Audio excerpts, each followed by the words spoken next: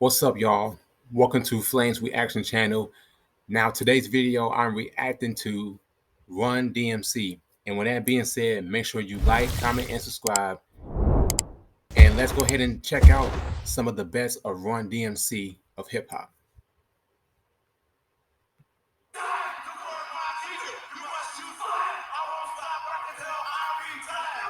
They rose from the streets to the pinnacle of stardom. In live performance, in the mix, in the arena, they won. In 1986, Run DMC's Raising Hell went triple platinum and changed the course of music forever. Raising Hell to me is the greatest rap album of all time.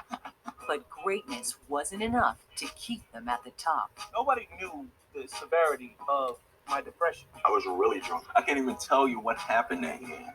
Over 25 years, they confronted lawsuits, alcoholism, illness, rape charges, and finally murder. Enough to not only break up the band, but also a longtime friendship. I'm not satisfied with being Arthur Fonzarelli forever. I'm not only this one great thing that you guys love so much. This Run DMC thing, there's no love there. It's all business. Nothing to lose. Leads you to where you are today. I believe it's gonna make you a star. I'm still trying to figure that out.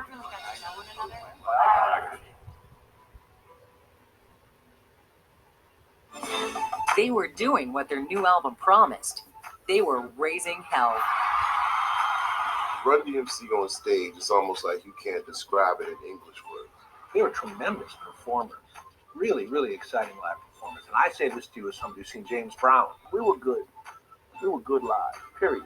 For Joseph Simmons, better known as Run, Daryl McDaniels, aka DMC or just D, and Jason Mizell, who went by the name Jam Master Jay, life as Run DMC had become an amazing whirlwind, culminating in their gigantic summer 1986 world tour.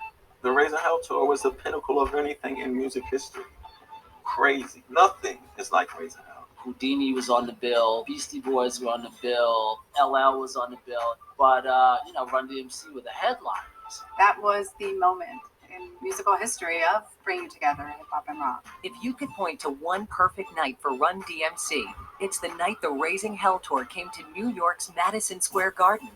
Run D and J found themselves on their hometown's biggest stage. Sold out. It was the hottest thing on the planet. These neighborhood kids stepped on stage with that look, the jeans jacket, I'm you, and we took this place over. And the way that we're going to rock this arena, there ain't going to be anything subtle about it. That night at MSG, Run had the crowd in the palm of his hand long before they launched into one of Raising Hell's biggest hits, the band's ode to its favorite footwear, My Adidas. I told the crowd, I walked up to the garden today, and security guard was standing there and told me I couldn't get in. And I was like, I told him, this is what I'm telling the crowd. And I'm like, I beg your pardon? This is my mother effing garden. When you would do it in a place the size of the garden, it would just tear the house down. The crowd went crazy. And then he looked at D and said, what are those? And D said, my Adidas.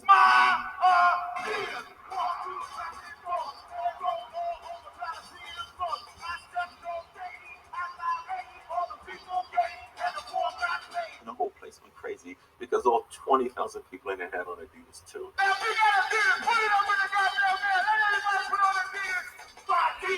Being in Madison Square Garden, they jumping up and down. It feel like the floor is just going to cave in.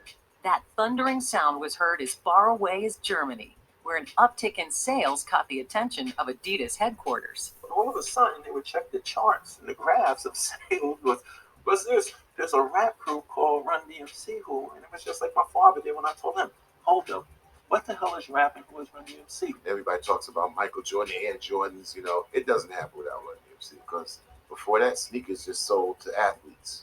And if he wasn't an athlete, he was wearing shoes. Adidas ended up giving the band a $1.5 million endorsement deal, the start of a relationship that would last more than 20 years. Everything seemed to be going Run DMC's way, but as the Raising Hell tour rolled across America, a disturbing trend emerged. where fights in the audience would occasionally overwhelm the music.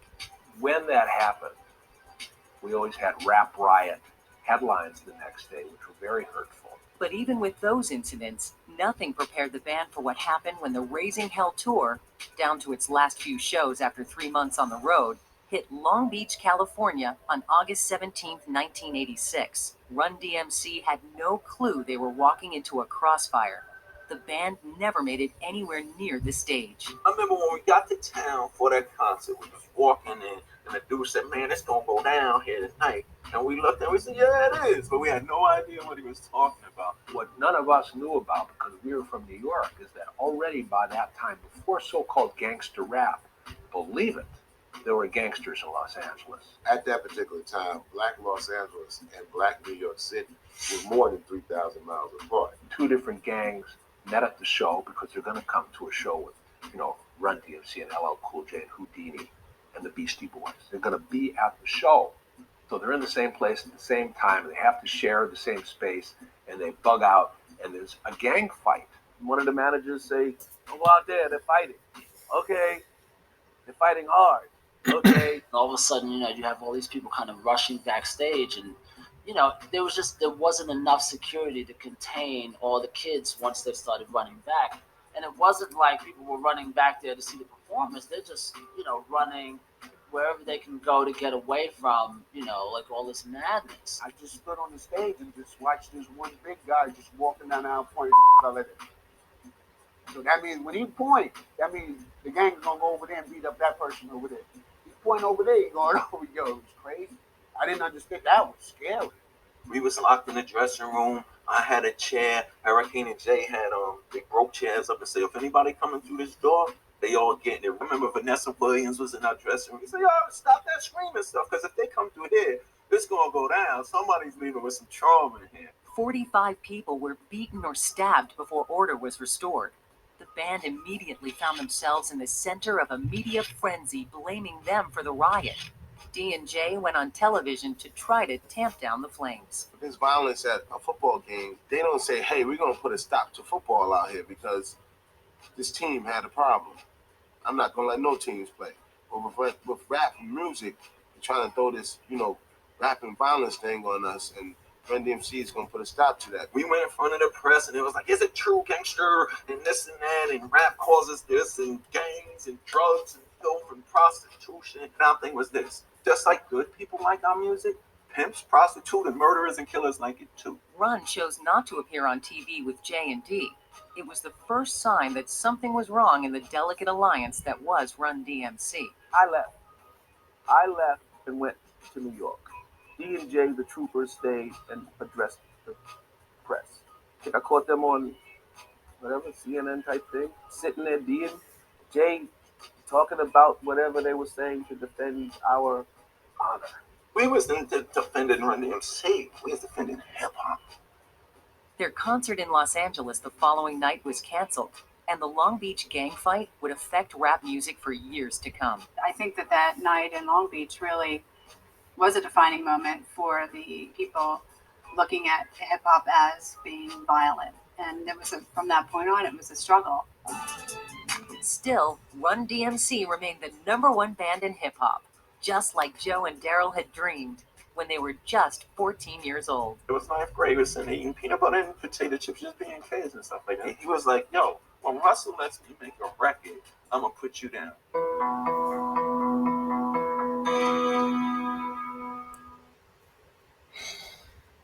All right, man, that's it for this video, and I'm signing out. Peace.